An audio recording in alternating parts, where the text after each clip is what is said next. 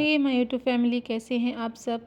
उम्मीद है आप सब बहुत अच्छे होंगे और अपनी पढ़ाई भी मन लगा के कर रहे होंगे। तो फ्रेंड्स, आज जो है वो सुबह मेरी हुई 4 बजे। उठने के बाद मैं फ्रेश वगैरह होकर चाय बनाई अपने लिए और चाय पिया। और अभी मैं आ गई हूँ अपनी स्टडी टेबल पे अपनी स्टडी कंटिन्यू करने के लिए। तो फ्रेंड्स, ये जो व्लॉग है मेरा संडे का है। तो संडे का रूटीन मेरा होता है आंसर राइटिंग का और प्लस मेरा रिवीजन का। जो भी मैंने पढ़ा होता है पहले, उस सब को रिवाइज़ करने का। और संडे के दिन में कुछ भी नया नहीं पढ़ते हैं, उसको सिर्फ रिवीजन करते हैं। तो अभी सबसे पहला काम मेरा ये रहता है संडे को कि मैं आज मॉर्निंग में ही कोशिश करती हूँ कि कम से कम 2 आंसर जो है वो मैं लिखूँ। और मतलब 2 आंसर मुझे लिखना ही लिखना रहता है। और कभी कभार नहीं हो पाता तो मैं एक ही आंसर करती हूँ। तो आज मैंने अपनी आंसर राइटिंग में पेपर 5 के ही क्वेश्चन किए हैं। और पेपर 5 में मैंने क्वेश्चन किया है 6ठी शताब्दी ईसा पूर्व में उत्तर प्रदेश में अवस्थित प्रमुख गणराज्यों एवं उनकी राजनीतिक व्यवस्था के बारे में 200 वर्ड में इसका आंसर जो है लिखना था। मैंने इस आंसर को, ये मेरा प्रीवियस ईयर क्वेश्चन का आंसर है, 2024 में ये मेंस में पूछा गया था। तो मैंने इस क्वेश्चन का आंसर किया। और एक क्वेश्चन और मैंने किया था जो कि था कि प्राचीन उत्तर प्रदेश में नगरों के उदय के कारणों के पे चर्चा करनी थी, और जिसको हमने 200 वर्ड में इसको भी लिखना था। और ये भी 2024 में ही पूछा गया क्वेश्चन है। तो मैं, जैसे कि मैंने आपको बताया कि मेंस की आंसर राइटिंग के लिए मैंने सिर्फ़ और सिर्फ पीवाईक्यूज़ को ही फॉलो किया हुआ है। और वही पीवाईक्यू के क्वेश्चंस देखती हूँ और उसी के आंसर्स को पढ़ करके फिर उस आंसर को अपने अकॉर्डिंग जो है वो लिखने की प्रैक्टिस करती हूँ। जहाँ जहाँ नहीं समझ में आता है उसको फिर मैं अपना बुक से फिर से देख लेती हूँ।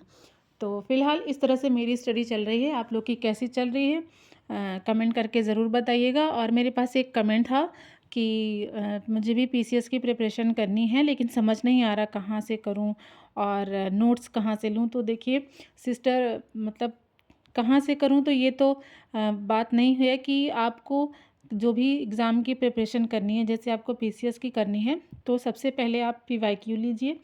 पीवाईक्यू की बिक बुक और सिलेबस लीजिए और उसी के अकॉर्डिंग अपनी प्रिपरेशन स्टार्ट करिए।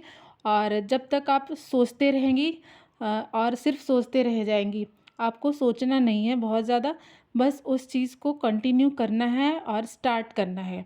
जब आप एक बार स्टार्ट कर देंगी पढ़ना और पीवाईक्यूज़ लगाना, तो फिर आपको धीरे धीरे समझ में आने लगेगा कि एग्ज़ाम मतलब कैसा होता है, आपको पैटर्न समझ में आ जाएगा। और रही बात नोट्स की, तो मुझे नहीं लगता कि आपको किसी के नोट्स लेकर के उससे स्टडी स्टार्ट करनी चाहिए। उससे आपको बहुत ज़्यादा कन्फ्यूज़न होगी। सबसे पहले आपको बेसिक क्लियर करना पड़ेगा और बेसिक के लिए आपको एनसीईआरटी पढ़नी पड़ेगी। और एनसीईआरटी और प्लस पीवाईक्यू देखते चलिए और उसी से आप अपनी स्टडी जो है वो स्टार्ट करिए, प्रिपरेशन अपनी स्टार्ट करिए।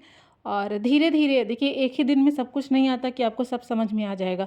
मुझे भी चीज़ें समझने में बहुत टाइम लगा। मैं तो कहूँगी मुझे बहुत ही ज़्यादा टाइम लगा, क्योंकि मैं साइंस बैकग्राउंड से थी। मुझे 1-2 साल तो मैं एग्ज़ाम देती थी, मुझे समझ में नहीं आता था कि मैं कहाँ, मतलब किस डायरेक्शन में एग्ज़ाम दे रही हूँ, कैसे मतलब पढ़ाई कर रही हूँ।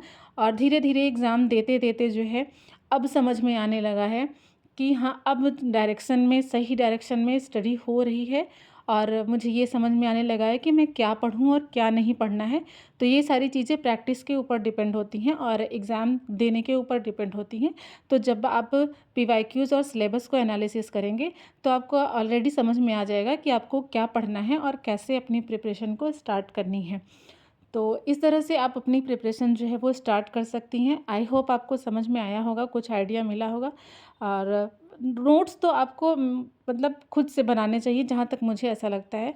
मैंने स्टार्टिंग में मैंने भी यही गलती की थी कि मैं कोचिंग के नोट्स ले करके, जैसे पीडीएफ वगैरह कोचिंग के बहुत सारे मार्केट में अवेलेबल रहते हैं हर सब्जेक्ट के, तो मैं उसी को ले करके और सिर्फ उसमें पॉइंट पॉइंट दिया रहता है और मैं सिर्फ उसको पढ़ लेती थी। और वो सारी चीज़ें एग्ज़ाम टाइम में आपको जो है वो भूल जाती हैं। लेकिन अगर आप उस चीज़ को बुक से पढ़ेंगे और बुक को पढ़िए और रिलेट कर करके पढ़िए, एक स्टोरी की तरह पढ़िए। जैसे कि आप हिस्ट्री पढ़ते हैं, ज्योग्राफी पढ़ते हैं, जैसे आप हिस्ट्री पढ़ेंगे उसमें नेशनल मूवमेंट के बारे में पढ़ेंगे। और जब आप पढ़ेंगे तो उस वो सारी चीज़ों को विजुअलाइज़ करने की कोशिश करिए, तो वो चीज़ें आपको इंटरेस्टिंग भी लगेंगी और एग्ज़ाम में रिलेट करने में भी आपको जो है मतलब कि हेल्प मिलेगी। तो इस तरह से आप पढ़ाई करेंगे तो आपको ज़्यादा बेनिफिट होगा। और पहले चीज़ों को ज़्यादा से ज़्यादा पढ़ने की, समझने की कोशिश करिए, उसके बाद उसको नोट डाउन करिए, तो आपको अच्छे से मतलब कि प्रिपरेशन जो है आपकी सही वे में स्टार्ट होगी। मतलब जितना मुझे एक्सपीरियंस है मैं उसके अकॉर्डिंग आपको बता रही हूँ। और अदरवाइज़ आपको जैसे अगर सही लगता है कि आपको नोट्स से ही मेहनत नहीं करनी है, अपने नोट्स नहीं बनाने हैं, किसी के नोट्स से लेकर के ही पढ़ना है, तो आप ले सकती हैं। और फ़िलहाल एनसीईआरटी तो मस्ट है आपको पढ़ना। अगर आप उसको नहीं पढ़ेंगी तो आपका जो है समझ जो है वो बिल्ड नहीं होगी। तो आई होप आपको समझ में आ गया होगा। तो चलिए, अगर और क्वेरी होगी तो आप कमेंट बॉक्स में ज़रूर पूछिएगा। मिलते हैं नेक्स्ट वीडियो में, तब तक के लिए बाय बाय।